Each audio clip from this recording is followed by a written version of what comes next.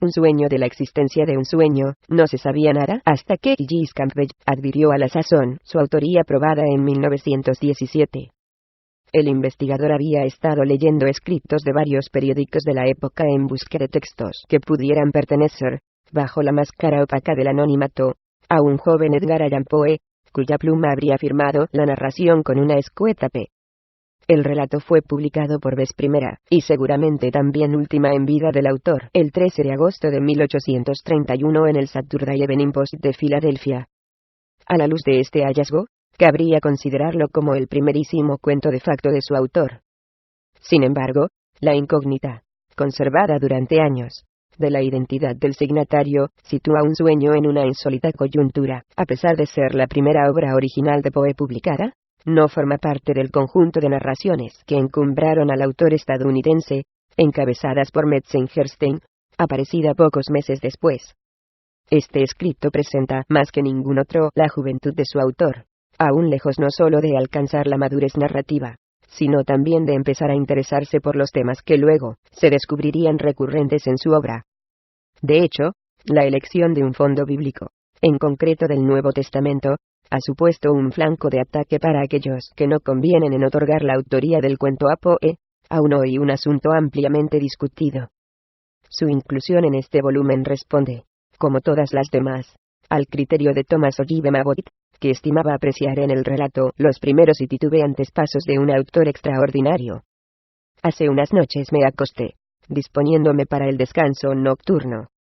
Es una costumbre mía, de años, leer algún pasaje de las Escrituras antes de cerrar los ojos con el sopor de la noche.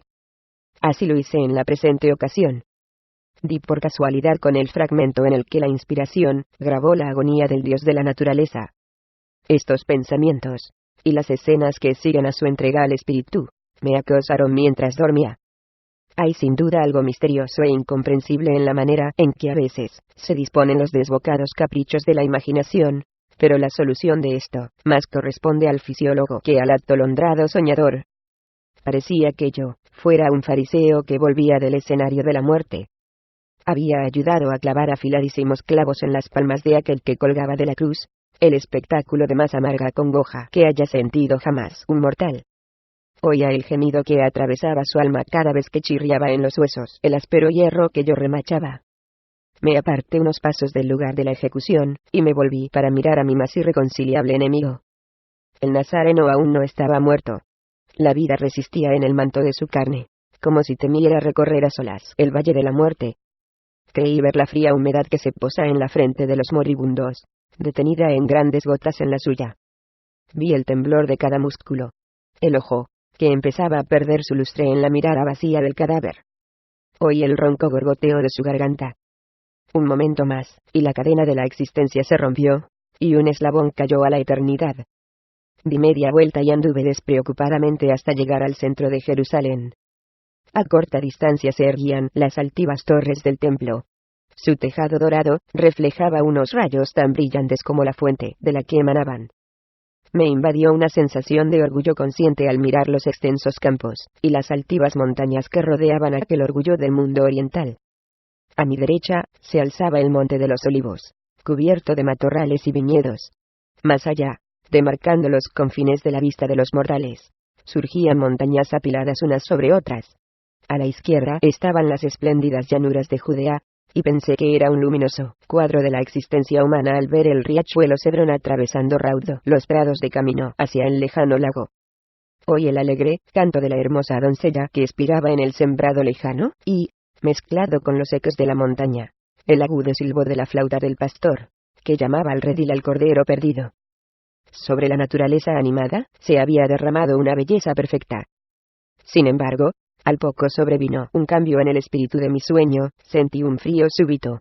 Me volví instintivamente hacia el sol, y vi una mano que dibujaba con lentitud un manto de inmundicia sobre él. Busqué las estrellas, pero todas habían dejado de titilar, pues la misma mano las había envuelto en el emblema del duelo. La luna no alumbraba con su luz plateada las perezosas olas del mar muerto, que cantaban el ronco requiem de las ciudades de la llanura, pues ocultaba su rostro, como si temiera contemplar lo que ocurría en la tierra. Oí un gemido, un susurro, cuando el espíritu de la oscuridad extendió sus alas sobre un mundo espantado. Se apoderó de mí una desesperación atroz. Sentía el torrente de la vida, retornando lentamente a sus fuentes, cuando me invadió el terrible pensamiento de que había llegado el día del juicio final. De repente estaba ante el templo. El velo, que había ocultado sus secretos a las miradas profanas, estaba ahora rasgado. Miré durante unos momentos. El sacerdote se hallaba junto al altar, ofreciendo el sacrificio expiatorio. El fuego, que había de prender en los miembros cercenados de la víctima, resplandeció unos momentos en los lejanos muros y después se perdió en la oscuridad más absoluta. El sacerdote se volvió para encenderlo de nuevo con la llama viva del candelabro, pero también había desaparecido. Era como la quietud del sepulcro. Di la vuelta, y me precipité hacia la calle. Estaba desierta. Ni un sonido rompía el silencio, salvo el aullido de un perro salvaje, que se deleitaba con el cadáver, medio abrasado en el valle de Hinnom. Vi una luz que salía de una ventana a lo lejos, y me dirigí hacia ella. Me asomé a la puerta, que estaba abierta. Una viuda preparaba el último bocado que había podido conseguir para su bebé moribundo. Había encendido un pequeño fuego, y vi cómo contemplaba, con el corazón encogido de desánimo, la llama que se extinguía a la vez que sus esperanzas. La oscuridad cubrió el universo. La naturaleza estaba de duelo, pues su creador había muerto. La tierra se había arropado con los atavíos del dolor y los cielos vestían el negro del duelo. Deambulé entonces con desasosiego, sin prestar atención a dónde iba. Enseguida apareció una luz por oriente. Una columna de luz sesgó la tiniebla, como el haz que resplandece en la oscuridad del pozo a medianoche, e iluminó la serena lobreguez que me rodeaba. Había una abertura en la vasta bóveda del extenso firmamento.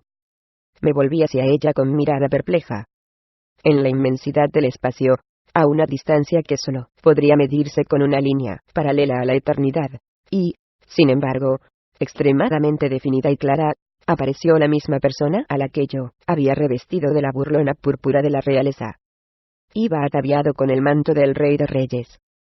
Estaba sentado en su trono, pero no era de color blanco. Los cielos estaban de luto, porque mientras los ángeles se arrodillaban uno tras otro ante, vi que la corona de inmortal amaranto que solía ceñirle la frente, había sido reemplazada por otra de ciprés. Me volví para ver a dónde me había llevado mi deambular. Había llegado al sepulcro del monarca de Israel. Me eché a temblar al ver que empezaban a moverse los terrones que cubrían los huesos enmohecidos de algún tirano. Miré hacia donde yacía el último monarca, con todo el esplendor y la magnificencia de la muerte, y aquel monumento esculpido empezó a temblar. Al poco se volcó, y salió el inquilino de la tumba. Era una cosa abominable, de otro mundo, que ni siquiera Dante, en los más delirantes vuelos de su imaginación, hubiera podido conjurar. No era capaz de moverme, pues el terror había amarrado mi voluntad. Vi como el gusano de la tumba se retorcía entre los mechones enredados que cubrían parte de aquel cráneo putrefacto. Los huesos crujían al moverse en las articulaciones, pues la carne había desaparecido. Oí su horrenda música, que acompañaba aquella parodia de la miserable mortalidad. Él se acercó a mí, y, al pasar a mi lado, me echó en plena cara el aliento de la fría humedad de aquella estrecha y solitaria casa. Se cerró la cima de los cielos, y, con un convulso estremecimiento, me desperté. Trata de Flora Casas.